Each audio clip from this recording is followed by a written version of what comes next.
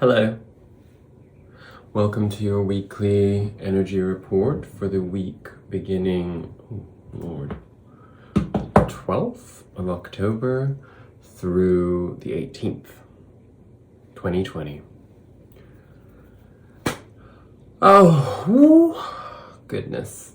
That just says everything, doesn't it? I can only come up with noises to describe the energy of this past week. I'm sure most of us are feeling that added bonus magic of shifting seasons that usually gets us into a zone of acknowledging newness, and for those of us in the Northern Hemisphere, also the cycle of towards death, of death of the old, shedding, in order to make way for the new come next spring.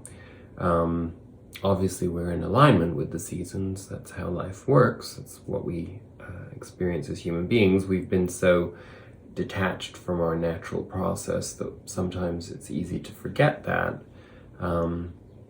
particularly living in such artifice and comfort, with heat and central air and so on and so forth. But regardless, it's always important to take stock, and the planets are determined that that is exactly what we're going to do, and that we are going to be letting go. Right now, Mars is squaring Pluto. We had that Mars squaring Saturn a week ago or so, which was very intense, as you remember. But Mars being retrograde, squaring Pluto, generally means that Pluto wins out, the same way that Saturn won out last week. And what does that mean? Well, it's difficult to put into exact terms because it's going to depend on where the cycles are at in your own life. But essentially, it means that structures, views, delusions, attachments, obstacles, rules, philosophies, spiritual distortions that get in our way and have gotten in our way on our evolutionary process towards the light are going to be eradicated. Pluto, when at strength, comes in and basically is the Grim Reaper to all of those things. And that's an amazing, wonderful energy to benefit from if we're in flow. But if we're not, and if you're feeling uncomfortable right now, I have to be honest with you. It's because you're not in flow. And that's the truth. And it's really hard to hear. And it's really, really hard to hear for people like ourselves who are awake, alert, who are aware when we falter, when we're not at our best, and we have to work on forgiving that within ourselves, which is enough of a task. But, when we get the finger pointed at us by God, universe, or by ourselves, essentially, because that's where we are, oneness, right? That's triggering. It activates the fuck out of us. There's no other way of putting it. And Pluto and Saturn really are not going to be done with us until December. There's all kinds of magical aspects that are pushing us through, whether we are in flow or not. But of course, given that we are our own vessel of the light, it makes more sense to accept being in flow, right? To get out of our own ways, to stop all the negative inner voices from coming and distorting everything. Because that's all it is. Our thoughts, the swords in the tarot, they're the ones that color our experience, you know, and we have the choice to color them in beautiful light shades, or dark and mundane grays and beiges and black even. And, you know, why? Like, why would we do that to ourselves, right? Anyway, next week, the sun opposes Mars retrograde. And that's an amazing thing, because the sun wins out in that case wholeheartedly, as the sun always does. And a lot of this is about killing off the fight that lives inside of us that works against us. Whatever that is in your life, in your world, that's what's happening. And then on top of that, then the sun squares Pluto next week too. So I don't know if you can see that. Even if you don't understand astrology, it doesn't really matter, because it's just like, you know, it's like ping, ping, ping, ping. It's like a pinball machine, right? It's just really magical that we have the tools to observe and understand better, which is exactly what astrology really is. It is a divine tool to having a deeper understanding of the soul journey, and how our soul is going to be awoken, triggered, deceived, loved, receiving, or blocked. So, I am a novice on many levels in terms of my practice, and you have been extremely patient with me as I have gone along on this journey to better understanding my own gifts and my own knowledge, and how open I can be to allowing these things to flow through me, because after all, they are, you know, we manage these things on behalf of the universe. They're, you know, it's not an individual accomplishment within itself, because all humans are one. All trees are one. Everything is one. The whole universe is one. And when we break beyond this physical being, it's not just revealed to us, it just is the way that it is. And we focus on this journey as if it is, you know, knowing that it is, you know, finite, that it defines everything, and it defines a teeny tiny little bit of what this is all about. And we will go on, you will go on, we will prevail, we will succeed, we will thrive, we will continue to elevate the frequency eternally. And there will potentially be future battles with darkness. You know, this is, it's the beauty of life. And what our souls go on to experience, I have no idea. I can only go by the things that I've serendipitously come into understanding of via other teachers and tools and tomes.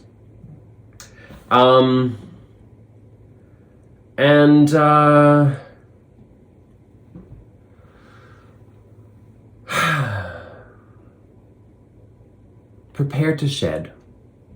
Because that is all that Pluto wants from us. Is for us to be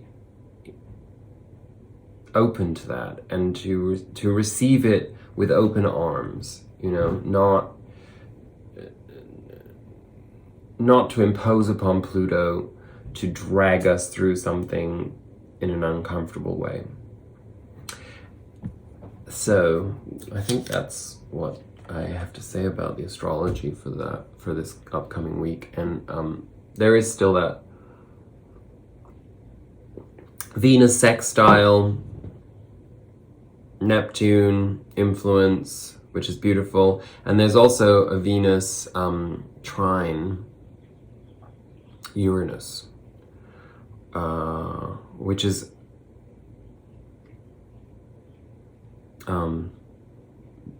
well, it's stabilizing of all of those energies. So don't worry, the bottom isn't going to fall out from underneath you. It's, you know, we're fully supported in this.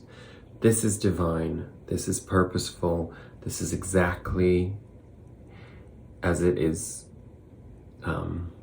intended to be. So relax into that, right? Let's just all relax into knowing that where we are and what we are experiencing is exactly as it is meant to be. No more fear. There's always going to be challenges, but if we can eradicate fear, fear is poverty consciousness, right? Anyway, I'm not going to go into all of that because it's in the reading. So stay tuned while I regather my thoughts and get into the flow. We're going to start... Oh, well, of course we're going to start with our oracle cards. Okay, how am I going to do this? Well, let's start with, as we always do, with the Sacred Destiny Oracle card. This week we got Simplicity, and this one jumped out, so clearly it is the order of the day, Simplicity. And what does Simplicity tell us other than being a white feather?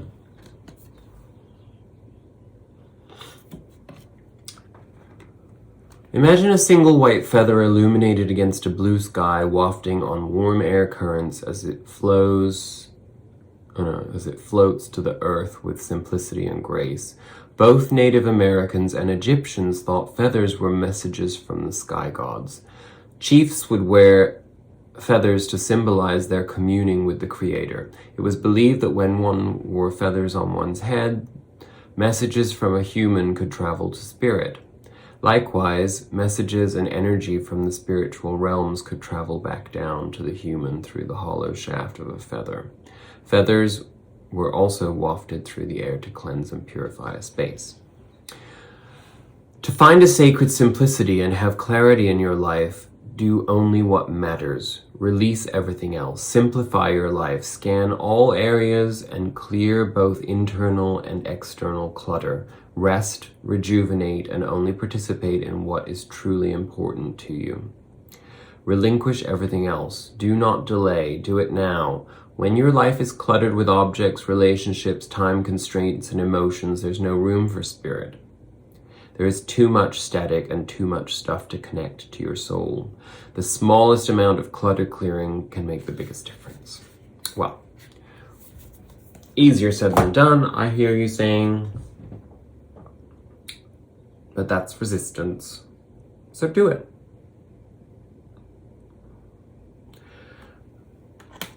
Perhaps what makes it even more simple to do is when we give ourselves permission to be grounded and settled in our security and in our inner sanctum. So no place like home is perhaps the perfect sister card to simplicity.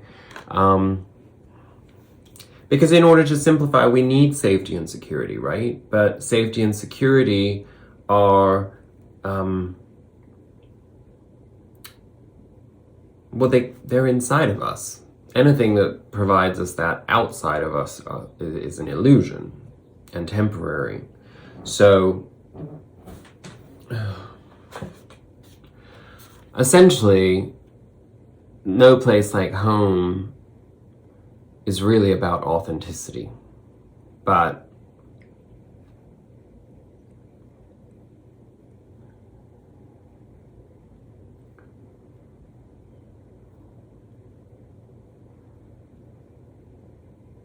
I'm not reading from the book. Okay, let's just go with authenticity, self-acceptance. That means accepting our perceived shortcomings as perfect. Again, I know that seems really hard to do, but and I don't even know. That's a message for somebody. Like I don't even know where that's coming from. Who knows? Let's just move on to the Spirit Animal Oracle of the week, because the no place like home thing is really much more simple, much broader than I can really convey, because it's going to depend on how you feel. Our Spirit Animal Oracle of the week is Scarab Beetle Spirit, number 52.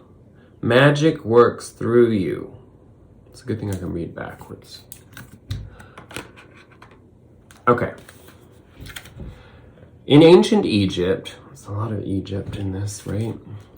The scarab beetle was revered, for the creative magic of scarab beetle spirit reminds us that we can bring forth something extraordinary seemingly out of thin air. Simplicity. Whenever you let your creativity flow through you, scarab beetle spirit reminds you that spirit has given you the gift of infinite potential. You have an ally as you fashion something new and repurpose the old, for spirit co-creates with you, channeling energy through you so that you feel replenished and vitalized as you make magic with what is at hand. Now is a time for great optimism, for you can accomplish anything you desire and your creative endeavors will come to fruition. Miracles, opportunities, abundance, and love will appear seemingly out of nowhere as you allow spirit to work through you and magically manifest what you need. And I am going to elaborate on that, because I've noticed a lot of this in people in my that I've come in contact with. You know, there's just so much resistance. There's so much conditioning, all that stuff that Pluto's coming in to kill off, you know, that tells us this is the rule, this is what you're allowed to do. Don't do anything differently than what you have been taught is the way to do it. And if you do challenge it, something bad is going to happen to you. And then we all get to be a chorus of critique to anyone who is doing things to the beat of their own drum and who is discarding all of that bullshit, patriarchal, nightmarish matrix 3D bullshit, you know, and we're going like, no, you can't do that. That doesn't fit. That doesn't fit my story. How dare you? How dare you turn around and try to make all the rules that I've adhered to mean nothing? That's what's in the collective. And so if we all have that awareness and we all make that effort to make that shift into letting go and letting Pluto do its work without resisting it, we wouldn't feel any of the difficult energies that we're feeling, right? Because what we're doing is we're comparing ourselves to other people. We're comparing ourselves to past experiences in our own lives. We're possibly comparing ourselves to past life memory. You know, it's like, oh God, please let it go. Let it go. You know? Like I made a comment in a couple of conversations about, my distaste for work. And when I say work, I don't mean work from the heart. I mean the grind of 3D, like you have to define yourself by a profession in order to make money, in order to consume, in order to keep the fires burning of this hell on earth that we've created, where we're inadequate, we don't measure up, our insecurities are fed constantly the more we participate. And I changed my perspective on that some time ago, and it's very threatening to other people. It's not that I don't think that we should have to work. Well, actually, it is. I'm sorry. I don't think we should have to work. I acknowledge that the system is such that we do. And I acknowledge, too, that, a global pandemic and dire economic prospects, make it much easier for me to give space to my perspective on, how ugly the matrix system is. But is that the point? I mean, if you're watching this, then surely that's the point. So, you hear that resistance in other people. You feel them. It's disturbing when you present things in a way that, that takes away the safety net of ideas, of belief systems, of rules, of laws, of, that people blindly follow. Most of the things that we do in our society, we don't even question why we do them. They make no fucking sense when you really start questioning them. And the ones that do make sense, you realize that you would naturally follow anyway. I mean, this goes back to Old Testament and New Testament biblical nonsense, and the two Yahwehs and, the distortions of, that the word of Christ consciousness was, an angelic intervention to redirect humanity away from the control energies of that time.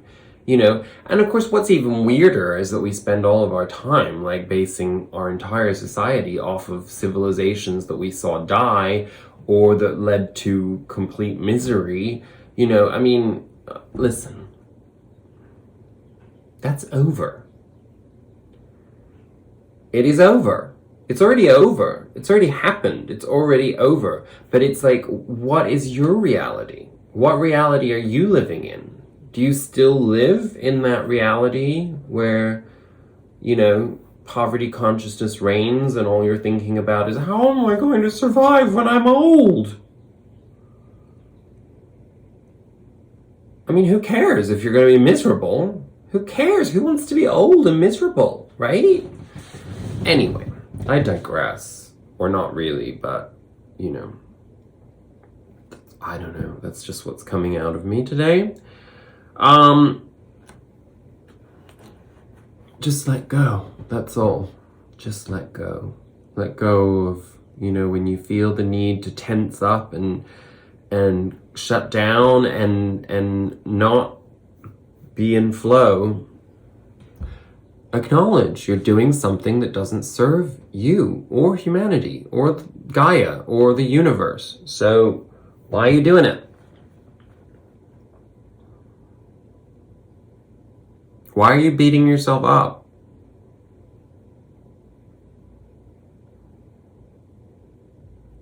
If you accept that everything that's happened thus far was in perfect alignment to get you to where you are, then that means that you can accept and let go of that journey thus far in order to fully embrace the energies that are coming in.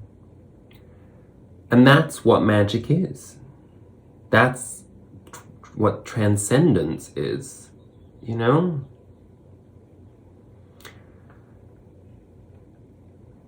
I do not speak on this from a place of self-righteousness. I am on the same journey as you are. I just given this is a platform to push all of us forward for our betterment, it kind of makes sense that, I'm not talking about myself when I say these things. In no way whatsoever do I think that that I have mastered any of this stuff. Trust me.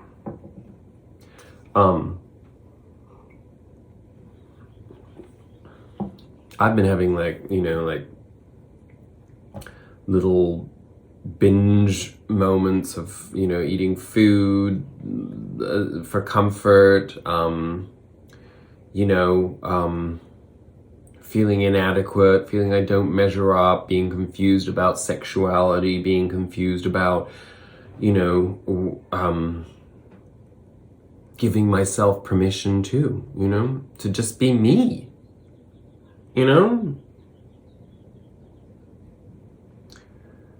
Our underlying energy of the week, we got the Queen of Cups and the Queen of Wands from our two different decks that we're using.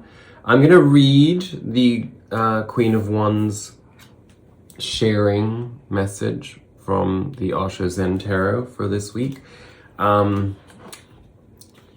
I think it will set the tone for our reading. As you move about to the fourth center, that is your heart, your whole life becomes a sharing of love. The third center has created the abundance of love. By reaching to the third center in meditation, you have become so overflowing with love, with compassion, and you want to share. It happens at the fourth center, the heart. That's why even in the ordinary world, people think love comes out of the heart.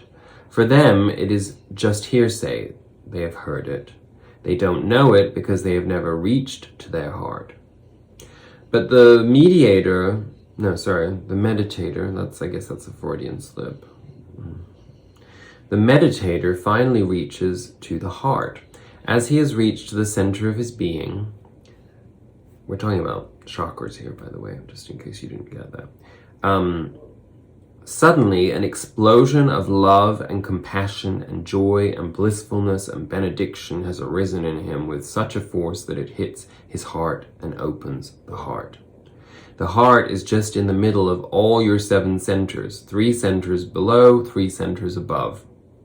You have come exactly to the middle. And that's what everything is about, and you'll see that in this week's reading when we see that temperance is at the very center of our spread zone. The Queen of Fire is so rich, so much a queen, that she can afford to give. It doesn't even occur to her to take inventories or to put something aside for later. She dispenses her treasures without limits, welcoming all and sundry to partake of the abundance, fertility, and light that surrounds her.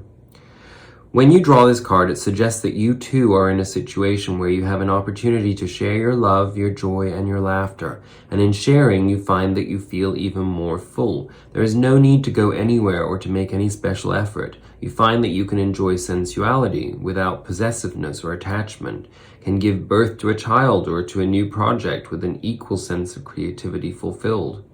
Everything around you seems to be coming together now. Enjoy it. Ground yourself in it and let the abundance in and around you overflow. In other words, no resistance. Total acceptance of being in flow.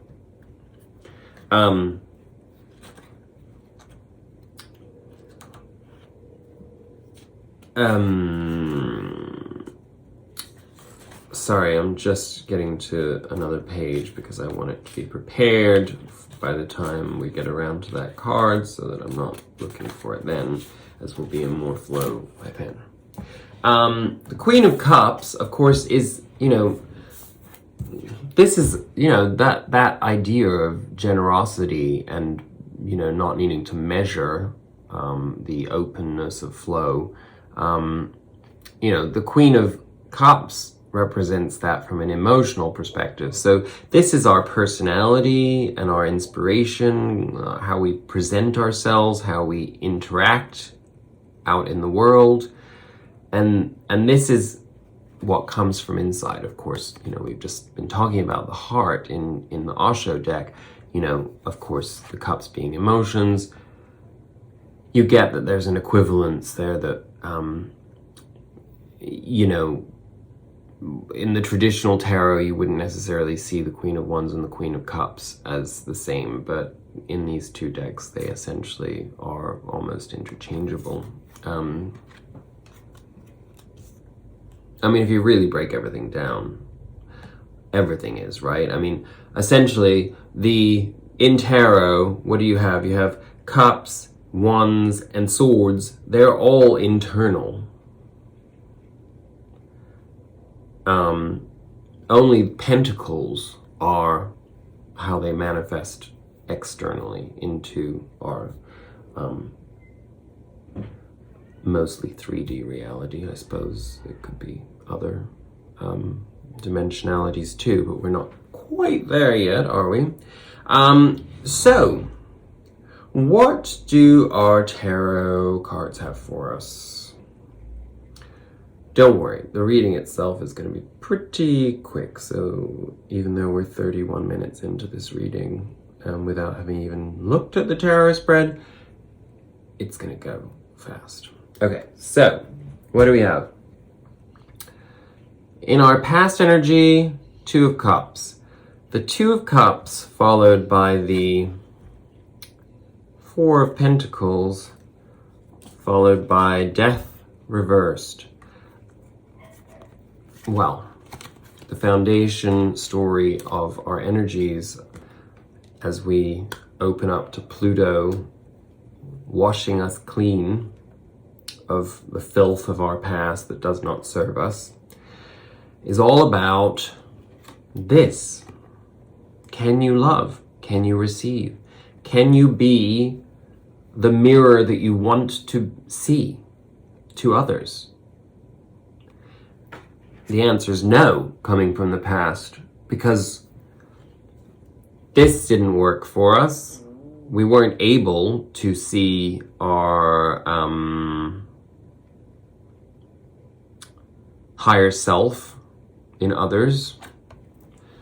And subsequently, we fell into what leads to poverty consciousness, which is that, the material, the things that we can define ourselves by in the finite external world become our defining qualities. We no longer focus on our spirituality. We no longer focus on growth because we've got a fucking coin on our heads and a crown and we're holding on so tight to everything and these are our foundations. No, nothing is gonna move. Nothing is going to change because I'm comfortable with just this.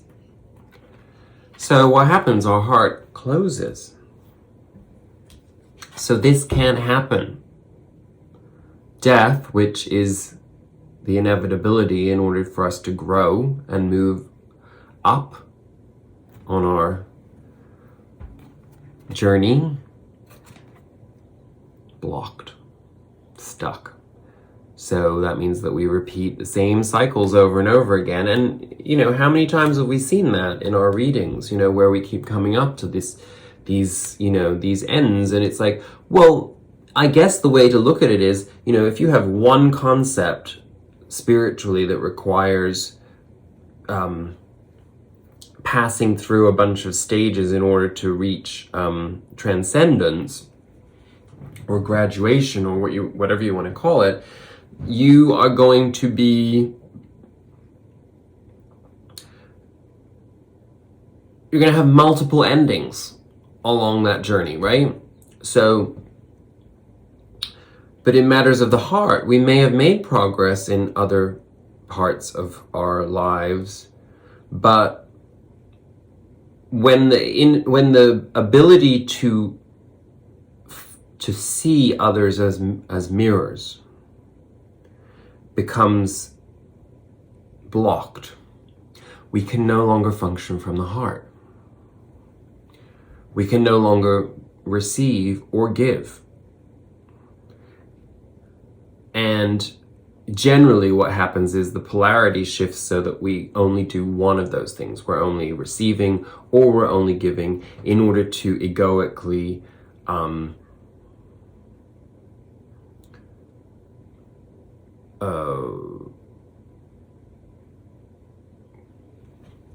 stay in this Four of Pentacles energy. I mean, I'm seeing like the idea of turning to stone. That's what the vision that I was having in my head. I couldn't think of what verb describes that process.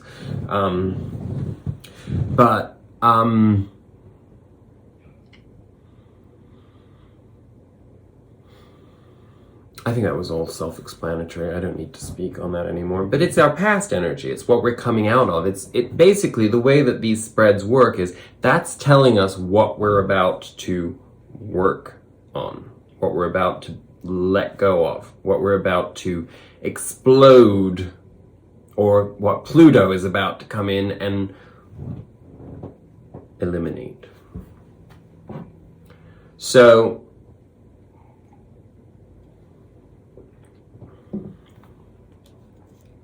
what have we done to ourselves? In our present, what we come into our week with is a Seven of Cups, which came with the Sun as a clarifier. They came together. So here's how I'm going to interpret this.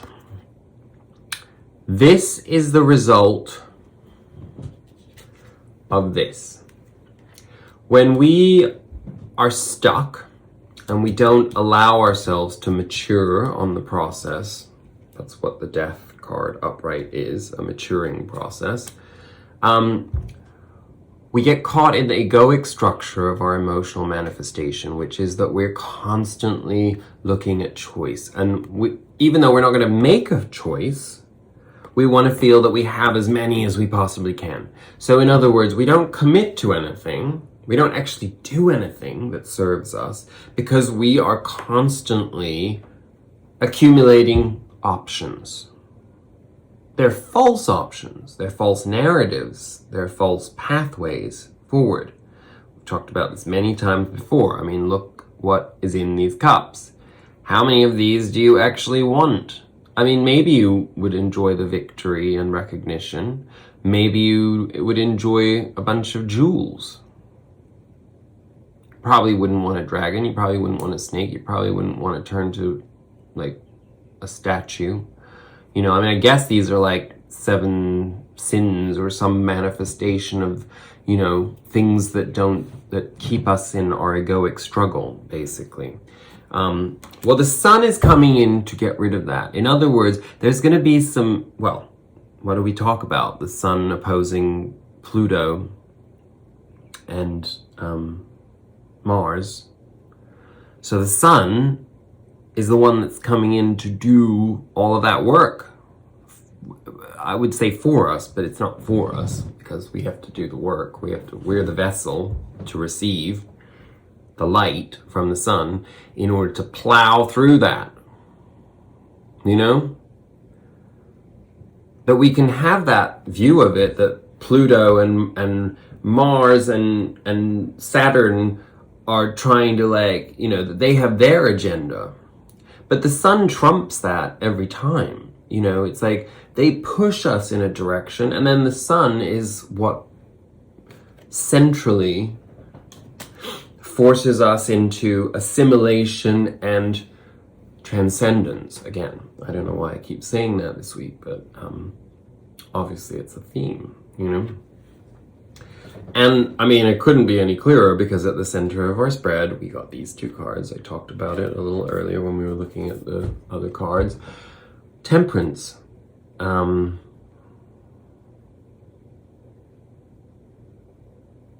guess it's kind of telling too that if you look at that, you know, what temperance shows is, you know, the crown on the horizon. This is like a form of nirvana. This is enlightenment. This is like the path towards which we aspire, not being a greedy fucker with it sitting on our head with a coin on top of it, right? So temperance is about taking all of these elements, you know, it's taking the you know, it's it's the flow of opposing forces. It is, we talked about it in one of those, I think in the sharing card from the Osho Zen deck. It's like, it's like what we want, the heart is the middle chakra. What we want is to be in that heart space. We want to be middling in every way whatsoever. I mean, that sounds really ugly because middling tends to be associated with mediocrity. It's not. That's just an illusion. Middling, like being in the center of anything, is love, wisdom, joy, peace. All of these things can only exist when we are in our center, at the center of concepts, feelings, ideas, processes, the pendulum swings, but when we're in balance, the pendulum does not swing. That's all I can say. It wasn't very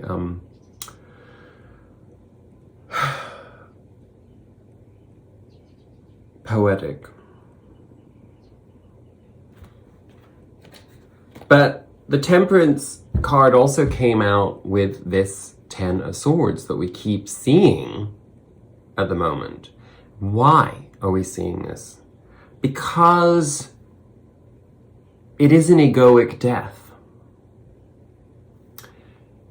It is, the Pluto energy, whichever way we look at it, and the Pluto and Saturn energy, that's why this year has been so tough for those on the path, conscious path to enlightenment, as much as those that are completely unawake still, who are going to be waking up very, very quickly, very soon, in very uncomfortable ways.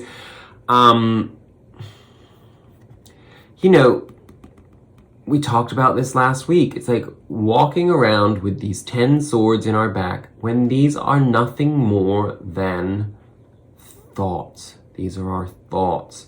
This is the way that we've processed our experiences. This is when that bitch did that fucking piece of shit thing to me. This is when daddy, I don't even want to say what I was going to say because it's like they're all, anyway, just whatever, when Jill spat at me, when Peter,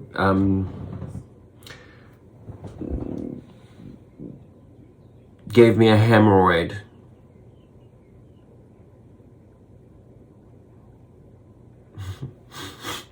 I mean, what can I say? This is the kind of shit that comes out of my subconscious mind.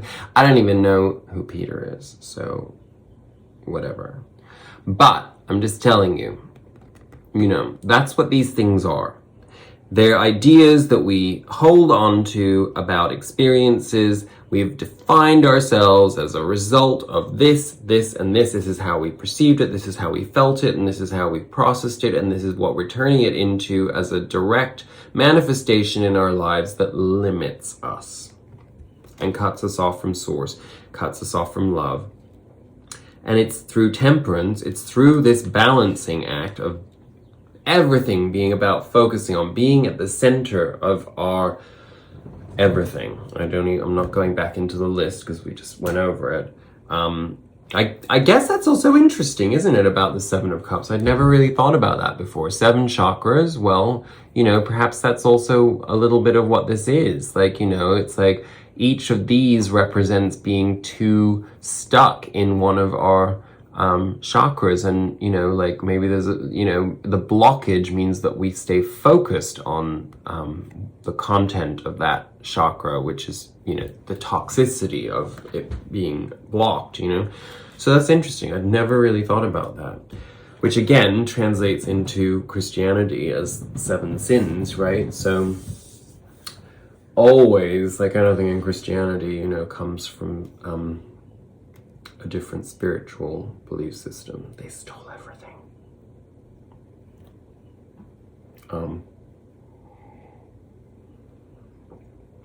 And appropriated it to serve their own agenda of control.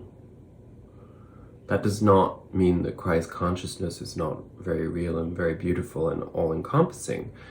It just means that Christianity as a religion, not so much.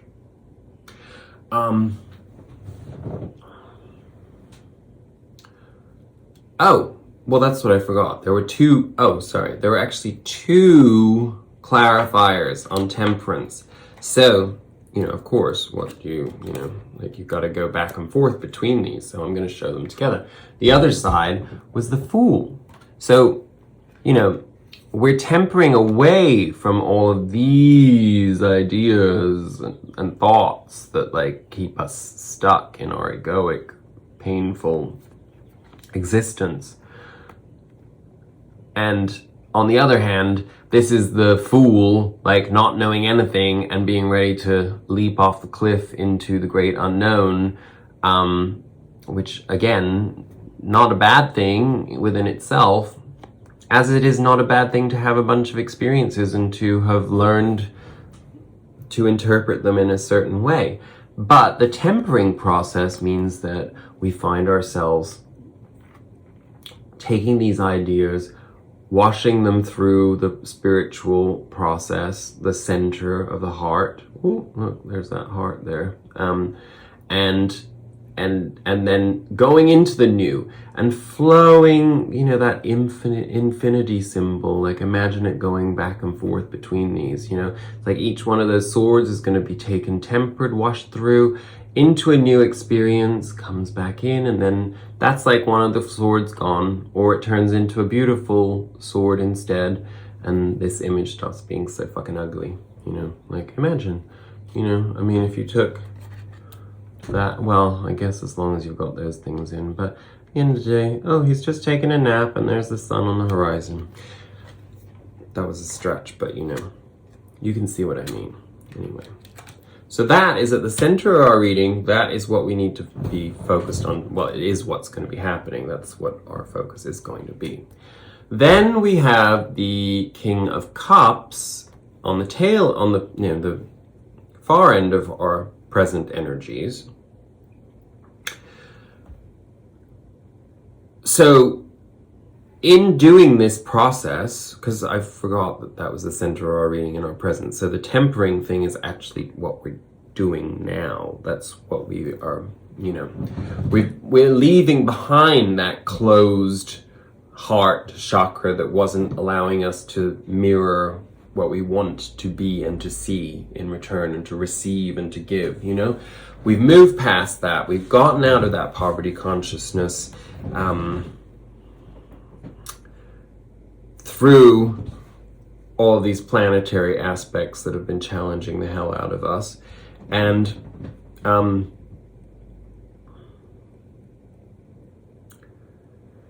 this brings us into our emotional authority. And to me, I'm going to tell you that this is faith. And when I say faith, I mean faith in yourself as a divine being, as a vessel for the light, faith that you can receive everything that you need in order to be your highest earthly self.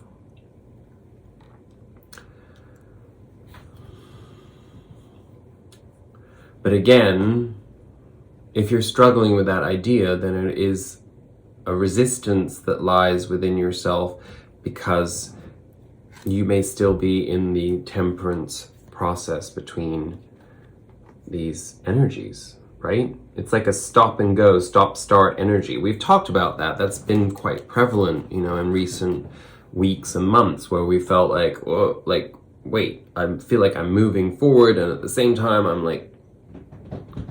I feel trapped, strapped down, So, breaking free of that into this emotional faith.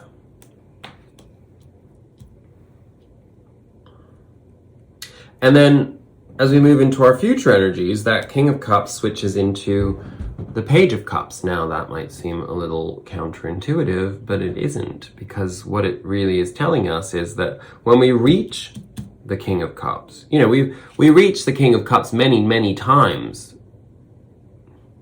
you know, and I do interpret most of my reading. I mean, essentially, you probably understood that. I mean, my readings are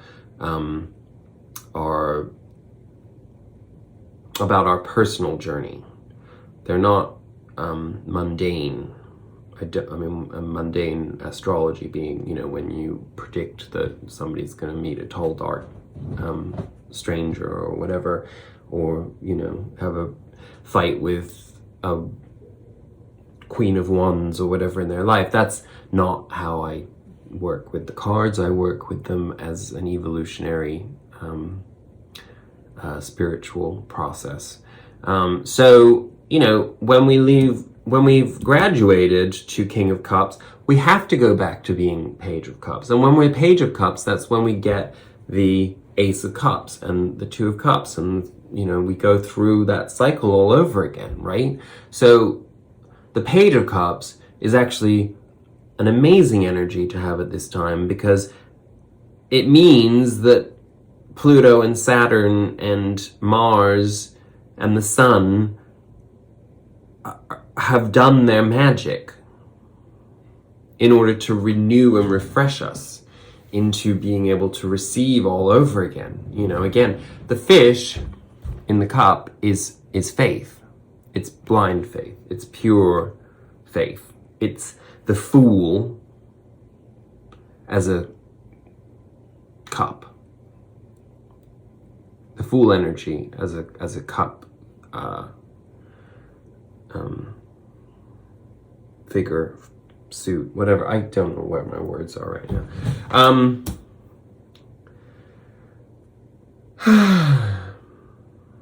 Mostly because I've got this shirt on for you, because I'm like, oh, I'll wear a shirt again, because, you know, people like to see something different. And this shirt is sitting on my exercise ball. It's like, it's kind of tight, like further down, and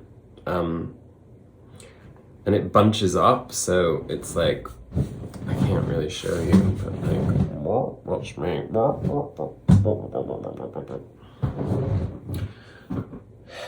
I told you, I don't care anymore. People can think I'm absolutely stark raving bonkers.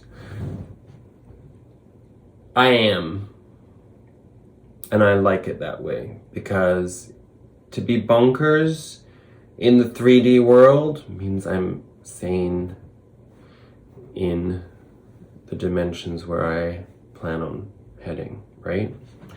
And that goes for you too. So let it loose. Be crazy. Because we need it. Because what are we coming up against after that Page of Cups? So we embody that energy of the Page of Cups. That's a really nice, fresh, youthful, inspired, passionate, playful, flirtatious, but innocent experience. And what that page is moving into in our future energies is a little bit more of this testing energy, which stands to reason with what we know is coming up with Pluto and Mars and the Sun, and we talked about it at the beginning of this video, because when you're not in poverty consciousness, we've talked about this many times, we don't need to be in battle with our environment. So all this really is saying is, you've got this. We've already been through this. The triggers, the, you know, constructs of conflict and narcissistic wound triggering, you know, and it's like, we've got this. But, you know, the only way that the universe can prove to us that we've we've learned the lesson, is to continue testing us a little bit more on, knowing what our boundaries are, our quiet boundaries, and being able to maintain them, and just not being affected by other people's narcissistic wounds, not being affected by the fact that, okay, well, they weren't able to receive me as I am, but I'm able to receive me as I am, and that's enough for me. And there's other people that will want to receive me as I am, in my divine power. Those other people that can't, they're in their own process. It doesn't matter. I don't need to react to them. I don't need to know what is causing them to be in that place even. That's not my responsibility at all. And if we get caught up in that, we become depleted. And we also get triggered back to the beginning of this reading into the Two of Cups not working for us and not having healthy mirrors, and instead going back to this, being closed off, hanging on to what we have, and not being willing to take risks. And risks is a difficult word because of the context and connotation that it carries, but all risks are safe when you're in divine flow, right? Because whatever you risk losing, you will be given something else in return for, So again, we need to be aware that these energies are still in our midst and still testing our resilience, the resilience of the knowledge we have gained, of not buying into this shit, of not getting dragged into other people's strife and turmoil. The unexamined life is not worth living, true, but that's their life, not yours. They will have to examine theirs in due course. You just focus on you focus on being the best that you can. I don't want to quote her, but I did have this thought earlier that this would come up in my video, that I was thinking about Melania Trump and her going be best, be best. Her slogan, Who cares about fucking Christmas? What a world, right? What a world. A bunch of... It's just mad. It's this. That's what, you watch the media, you spend too much time in that realm, and that's what life is. So let's remember what the sun is there for, to take us away from that, to take us back to that joyful innocence where our inner child is alive and flowing and just loving everything, right?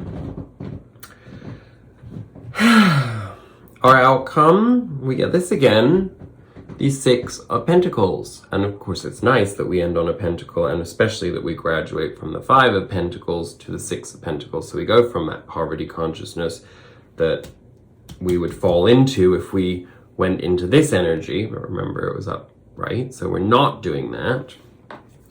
And in turn, that, when we're in flow, when we don't go into that egoic struggle, we're not bouncing off of the reactions and responses and attitudes and words or lack of words of other people. We're free to be in this place where we are plentiful and bountiful, and there are no limits to our generosity and our flow with our environment, because we have enough for ourselves to be able to give to others. And when we're in this space, this means that we can receive too, without keeping score, without closing ourselves off from the process. And I will also point out that this person is carrying a scale in their hand, and of course, the sun in Libra is very powerful and potent right now. as we are in Libra season. So that's really what Libra's all about, isn't it? Fairness, justice, loyalty, love, balance. It is the ability to come together in love through temperance. It all comes together in the end, doesn't it? It's amazing. We're going to end on this Osho card, ripeness, which is the 9 of Pentacles, which is our outcome. So again, we go from 5 of Pentacles to 6 of Pentacles to the 9 of Pentacles. And I'm going to read this for you and then wrap this up so you can get on with being all of these things. Only if your meditation has brought you a light that shines in every night will even death not be a death to you, but a door to the divine. With the light in your heart, death itself is transformed into a door. And you enter into the universal spirit. You become one with the ocean. And unless you know the oceanic experience, you have lived in vain. Now is always the time, and the fruit is always ripe. You just need to gather courage to enter into your inner forest. The fruit is always ripe, and the time is always the right time. There is no such thing as wrong time. When the fruit is ripe, it drops from the tree by itself. One moment it hangs by a thread from the branches of the tree, bursting with juice. The next moment it falls, not because it has been forced to fall, or has made the effort to jump, but because the tree has recognized its ripeness and simply let it go. When this card appears in a reading, it indicates that you are ready to share your inner riches, your juice. All you need to do is relax right where you are and be willing for it to happen. This sharing of yourself, this expression of your creativity can come in many ways. In your work, your relationships, your everyday life experiences. No special preparation or effort on your part is required. It is simply the right time. So it's all about magic, being in flow, center, the center of everything, whatever's going on in your life. And remember that magic works through you. That's it. I wish you peace and love and 6 of Pentacles, baby. That's where you want to get to. That's where we're headed. Stay strong, stay brave, stay grounded. Remember, it's all in divine flow, even when it feels like shit. But it also is important to remember that when you feel like shit, you have the power to change that. Right? Namaste.